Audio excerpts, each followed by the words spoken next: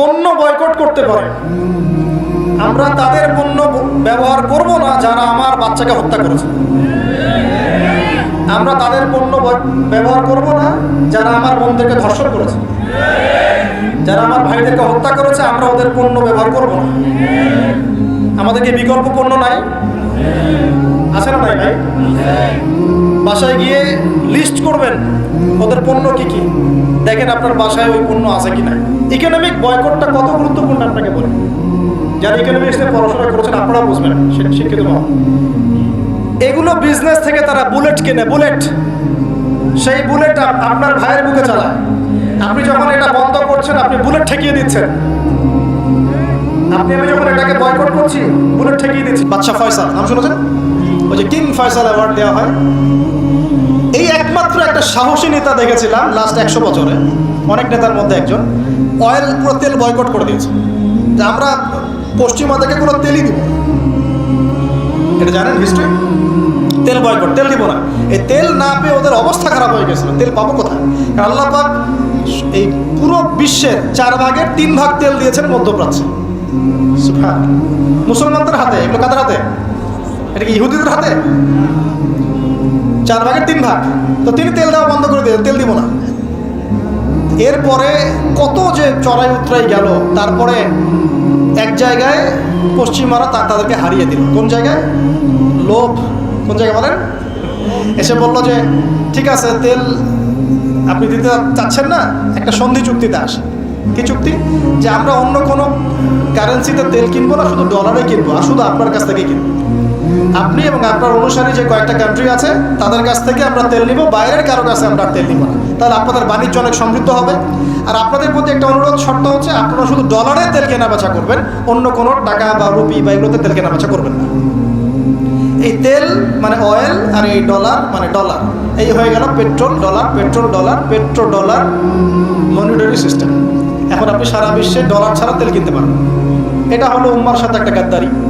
এর ফলশ্রুতিতে ডলার হয়ে গেল একদম সুপিরিয়র কারেন্সি, আর তেলের একচ্ছত্ব অধিকার ওরা লাভ করে।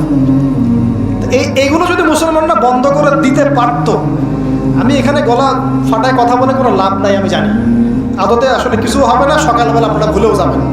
কিন্তু একটা কথা চিন্তা করেন, খালি চিন্তার খোরাক নেন, যদি এইটা আমরা বন্ধ করতে পারতাম ওই সময়, তাহলে কি ওরা এত দূর পর্যন্ত আসতে পারতো?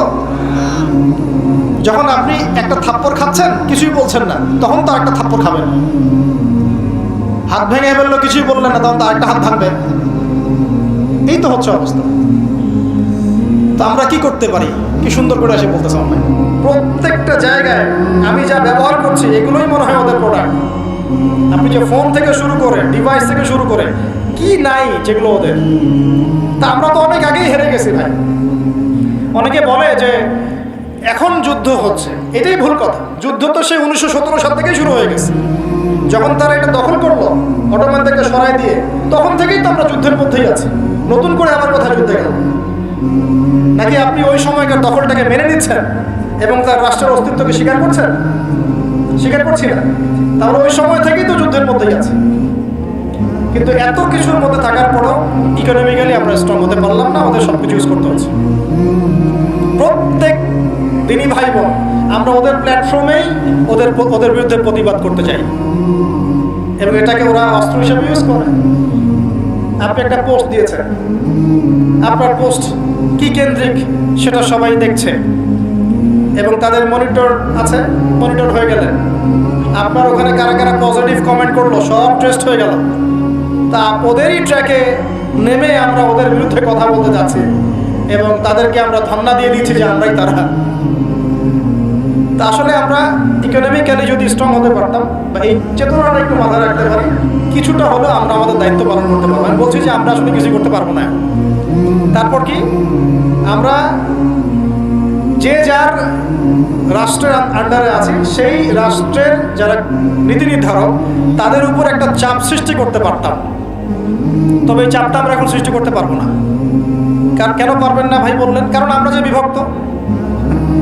আমি যদি 10 জনকে নিয়ে কিছু বলতে চাই, চাপ সৃষ্টি করতে চাই, একটা মিছিল করতে চাই বা মিটিং করতে চাই বা স্মারকলিপি জমা দিতে চাই, তা আপনি তো আমাকে এখানে হ্যারাসমেন্টের শিকার করুন। আরেক দল আমার পিছনে লেগে, আমাদের মধ্যে ইউনিটি কোথায়? যে আমরা সবাই মিলে একটা জায়গায় বসে একটা স্মারকলিপি জমা দিব যে আমাদের জাতির পক্ষ থেকে পুরো ইউনাইটেড নেশনসের প্রতি এই বার্তা আমাদের। বাংলাদেশের মানুষ এটা চায় না, বা বাংলাদেশের মানুষ এটা পছন্দ করে না। বাংলাদেশের মানুষ আমরা আমাদের ভাই বোনদের পাশে আছি, তাদের উপর জুলুম বন্ধ করুন, অ্যাটলিস্ট বলতে পারতাম। কিন্তু আমরা তো সবাই মিলে চাপটা এখন দিতেই পারবো না। পারবেন? এই হলো অবস্থা। তাদের ভিতরে গলত রেখে আমি যে বললাম শুরুতে অনেক বড় বড় কথা বললাম না, তো এটা একটা অপশন ছিল।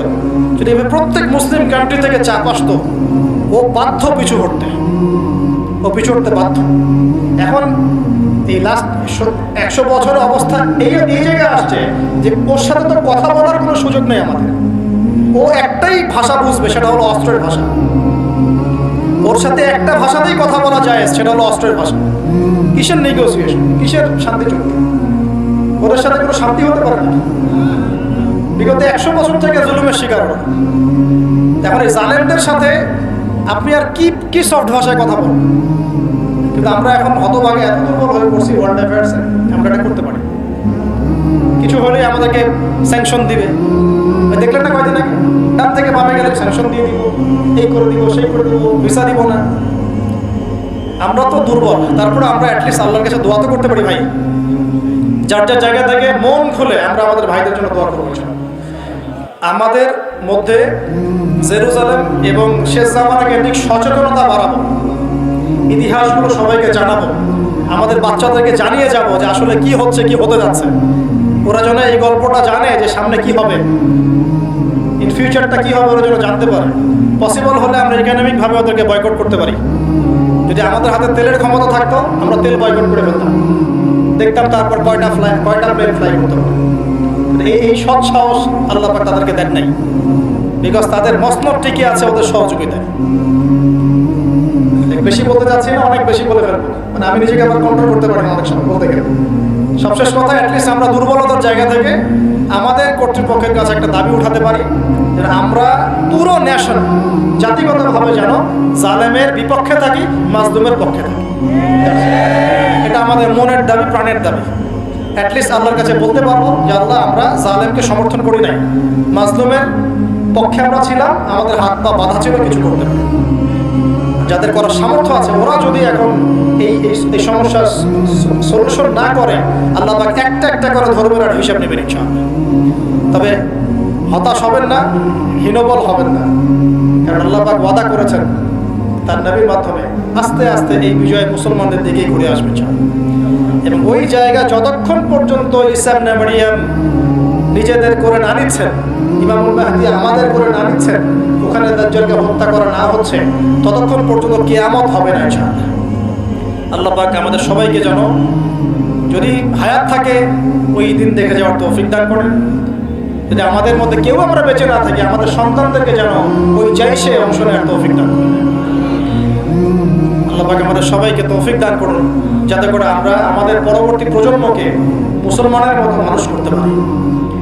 আমরা আমাদের তাসকিয়া বাড়াই দেই, আমাদের তাহাজ্জুদ, নামাজ, সওম, দোয়া, ইস্তেগফার এগুলো বাড়াই দেই, এবং আমাদের উপরে যেন এরকম কোনো পরিবেশ না আসে, সেজন্য এখন থেকে যেভাবে প্রিপারেশন নেওয়ার সেটা নেন।